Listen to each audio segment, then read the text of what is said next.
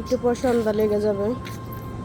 আমি হচ্ছে দুপুরবেলা খাবার খাওয়ার পর মেয়েকে ঘুম পাড়াতে গিয়ে নিজেও ঘুমে এসে উঠছিলাম। তো কিছুক্ষণ আগে উঠছি, ওঠায় যে সাদে কাপড় চোপড়গুলো সব নিলাম, শুকায় না একটাও। তো সবগুলো আমি বালতিতে করে সেই উঠায় রেখে দিছি, কালকে আবার সকালে দিতে হবে।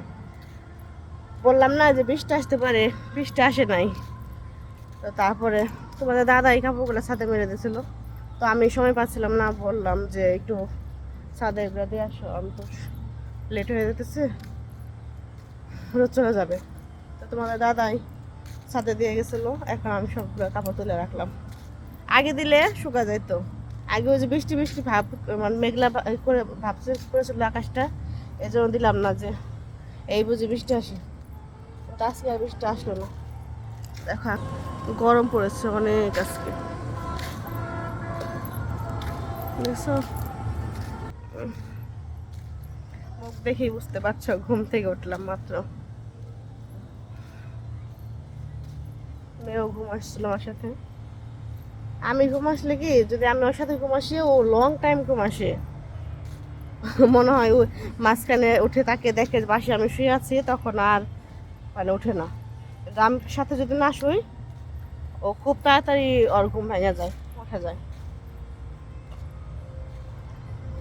আমি শুইলে ও অনেকটা সময় শুয়ে থাকে, যতক্ষণ সময় আমি শুয়ে থাকবো ও শুয়েই থাকবে, উঠবে না, একটু উঠবে না।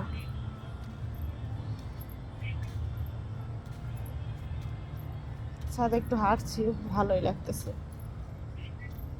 বাতাস নিয়ে আসি একটু। দেখো পাতা নড়ে না গাছ, দেখছো? এই যে অনেক বেশি।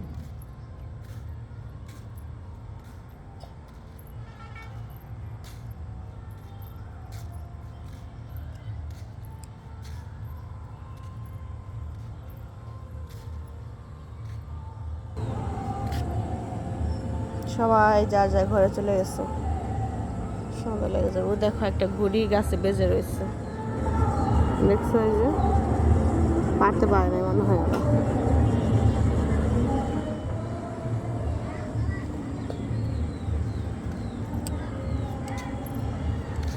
এ দেখো আমাদের কাঁঠাল গাছে আরেকটা ঘুড়ি বেজে রয়েছে, দেখছো?